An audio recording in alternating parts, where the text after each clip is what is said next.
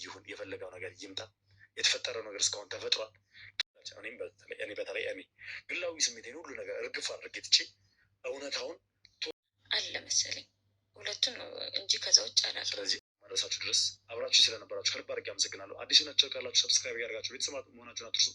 እንዲሁም ሀሳብ አስተያየታችሁን ኮሜንት ላይ ጻፉልኝ። ቪዲዮ ደግሞ ላይክ እና ሼር እያደርጋችሁ ለብዙዎች አድርሱልኝ። በያላችሁ ሰላም ሰላም ሰላም ሰላም፣ ጤና ይስጥልኝ። ውድና የተከበራችሁ ውድ ሆናችሁ የቤተሰቦች እንዴት ሰላም ናችሁ? ሰላማችሁ በያላችሁበት አምላክ ሰላም ፍቅር እየተመኙላችሁ ዛሬ በአዲስ ነገር መጥቻለሁ። ዛሬ ልዑልና እህቱን ያጣላቸው አንድ ጉዳይ አለ። እሱ ነው እየላችሁ የመጣሁት። ዛሬ እህቱ ከልዑል ቤት እንግዲህ አልወጣም ብላለች። ምክንያቱም ያንን በፊት ያረገችውን ምናምን እንዳይነግሩባት እሱን እንትን ለማለት ይሆን አላቅላትም። ከሱ አልወጣም ብላለች። ዛሬ ግን እጅ ከፍንጅ ተይዛለች። ከገዛ ቤቱ ውስጥ ሆና የልዑል አክስት እንደምትፈለግ ሁላችሁም ታውቃላችሁ። ልዑልም አሁን ላይ ወደ ስራ ሙሉ በሙሉ ማለት ነው ገብቷል፣ እየሰራ ነው። አክስት ያለችበትን ቦታ እያጠያየቀ ነው። እያንዳንዱን እንግዲህ ካጎት ከምን ከጀርባ ያሉትን ሁሉ በደንብ አድርጎ እንትን እያለ ነው። ዛሬ ግን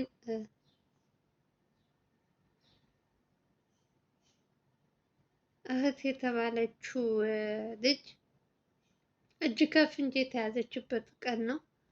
በጣም የሚገርማችሁ ነገር እሱ በተደጋጋሚ ሲጠይቃት ምንም ነገር እንደማታውቅ ከእሷ ጋር ተገናኝተን እንደማያውቅ ብዙ ነገሮች እያወራች ነበር። ግነት እንደው አንዳንድ ጊዜ ውሸት የምንድነው የሌባ ምንድነው አይነ ደረቅ ምን ይላል የሚባለው በልዑል እህት አየሁ። አጠገቡ ሆና እየዋሸችው እንግዲህ ሲያጋልጣት ተመልከቱ። ሴትየዋ አክስት የተባለችው እንግዲህ ደግሞ አሁን ምን አይነት ሴራ እያሴሩ እንደሆነ እኔ ያላቅላቸውም። ስትደውል እሷ ደግሞ ስልኩን ትተው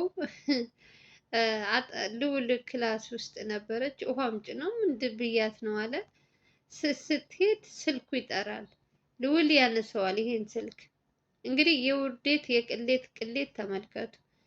ስልኩ ሲያነሳው ማን ቢሆን ጥሩ ነው? የገዛ አክስቱ። ወንድምሽ መጣ ወይ ምን አዲስ ነገር አለ ስትል በራሱ ጆሮ ሰማት ይቺ ሴትዮ። እና ከአክስትየዋ ጋር እንደምታወራ እንደምትጻጻፍ እንደምትገናኝ ልዑል ሰው ቢነግረው ላያምን ይችላል። ግን በራሱ አንደበት በራሱ አይን ስላየ የገዛ እህቱን እንግዲህ በዚህ ልክ አብራ ተባብራ ከአክስቱ ጋር እየሰራች እንደሆነ እንግዲህ እጅ ከፍንጅ ይዟታል ማለት ነው። ስልኩን ዝም ብሎ ከፍቶ ይሰማል ይሰማል ይሰማል። እሷ ደግሞ ልጅቷ መስላት አክስትየዋ ትለፈልፋለች። የቋጡን የምኑን ያን ነገር እንዴት አረግሽው ያልኩሽን ምናምን ትላለች። ልዑል ዝም ብሎ ይሰማል። ከዛ ስትመጣ ልክ እህቱ የተላከችውን እንትን ይዛ ስትመጣ ልዑል አንስቶ እየሰማው በቃ ምን ትሆን? አሁንም እንደተለመደው ከቤት እጠፋለሁ፣ ከቤት እወጣላችኋለሁ፣ እሷ እንደዚህ እያስጨነቀችኝ ነው፣ እያስፈራራችኝ ነው ማለት ጀመረች። የውሸትም በማንባት ምናምን ታውቃላችሁ ልጅቷ ምን ያክል ቀበጥ እንደሆነች። በተለይ ከልዑል ጋር ደግሞ በጣም ቅብጥብጥ ነው የሚያደርጋት። ቀበጠች ቀበጠች። እንግዲህ ልዑል የፈረደበት ስለዚች ልጅ ከአክስትየዋ ጋር ምን አይነት እንትን እያሳለፉ እንደሆነ መቼ መቼ እንደሚገናኙ ቁጭ አድርጎ ጠየቃት። ያው ውሸት ነው፣ እውነት አታወራ። እያስፈራራችኝ ነው፣ ወንድምሽን ከኛ ጋር እንዲሆን ማድረግ አለብሽ፣ ያለዛ እናትሽን ታጫታለሽ። ሌላም እንትን አለች መሰለኝ፣ እኔ ግን አላየውም። ልዑል እህት አለችው ሌላ በእናቱ እህቴንም እናቴንም ከማጣ ብዬ ነው። አስባችሁታል? እህትና እንትኗን ከምታጣ ልዑልን አሳልፋ እየሰጠችው ማለት እኮ ነው።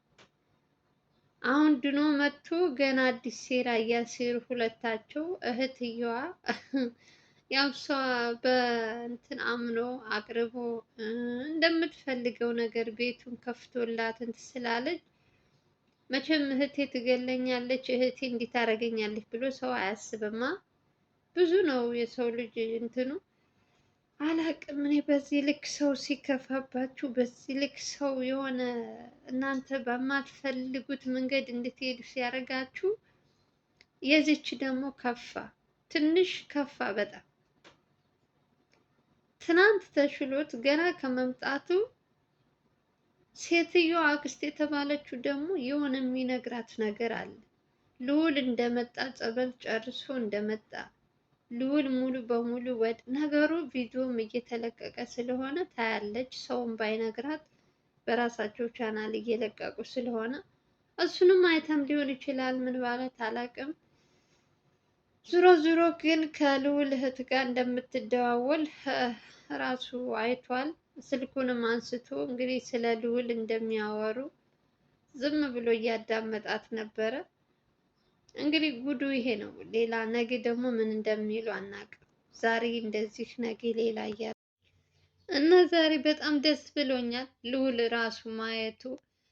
ጥላት ከሩቅ ከሩቅ ይመጣል ይባላል። ግን የእሱ ደግሞ የእሱ ጥላቶች ካጠገቡ አብረውት ስለሚበሉ ስለሚጠጡ ሳያስመስሉ ስለሚጎዱት የእህቱን ጉዳይ ደግሞ ከማናቸውም ጋር ቢሰማ አሁን ከነ ሚኪ ወይም ከነ እንትና ጋር ቢሰማ ላያምን ይችል ነበር። ግን በራሱ አይን በራሱ ጆሮ ሲሰማው እህቱ ከአክስቱ ጋር እንደምትደዋወል ሲያቅ ባለፈውም ያው ብዙ ማስታወስ በዛ ሰዓት ስለእንትን ስለማይል ቢነግሩትም ብዙም እንትን አይለውም።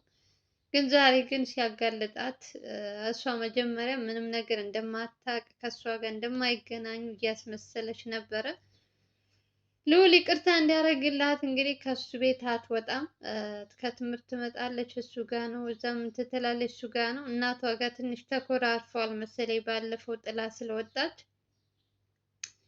እና አንዳንድ ጊዜ አላውቅም። ይቺ ልጅ ግን እንደምትለው ከሆነ አሁን ልዑል ምንድን ነው ከእሷ ጋር ለምንድን ነው የምታወሪ? እኔን ልትገለኝ ያለች ሴት ጋር ሲላት እያስፈራራችኝ ነው፣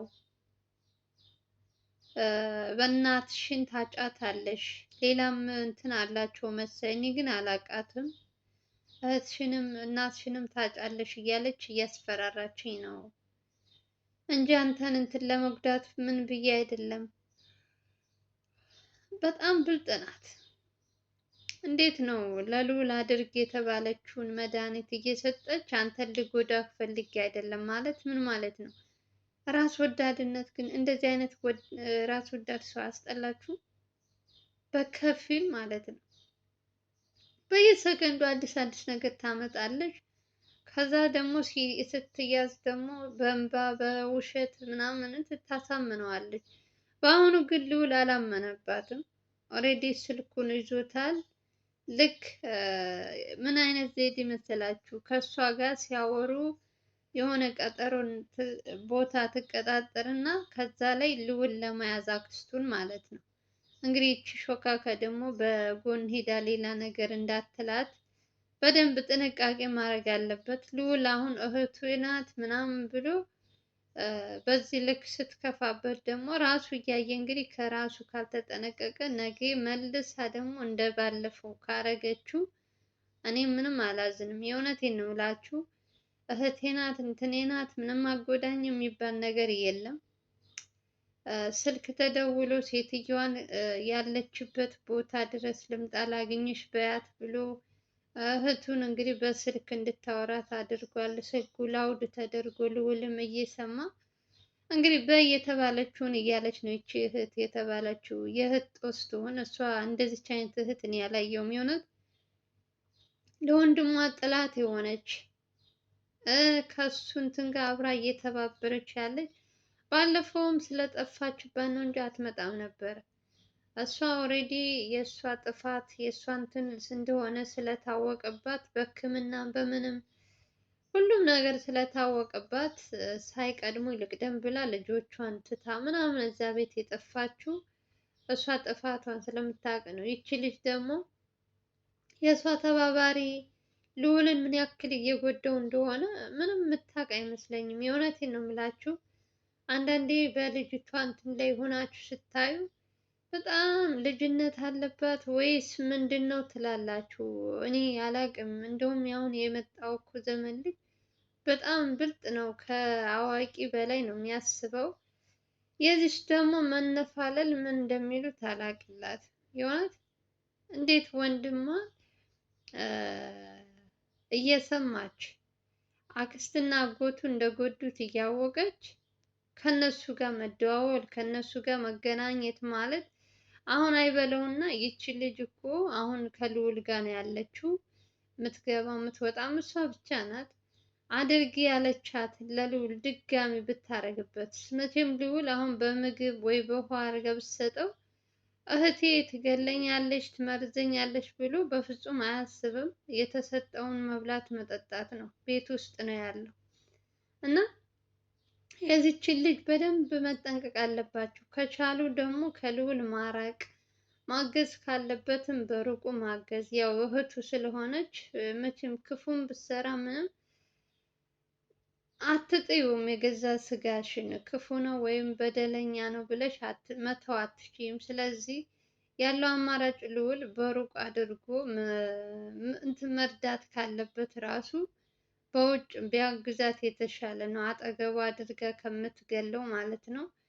እሱ እህቴ ነው እያለ እህቴ ናት እያለ ባቀረባት ቁጥር እሷ ደግሞ ለልዑል እያዘጋጀችለት ያለው እንትን በጣም የሚያስጠይፍ ለማውራት የሚከብድ። ሴትየዋ ጋር የሚያወሩትን ነገር ስትሰሙ በጣም ታዝናላችሁ።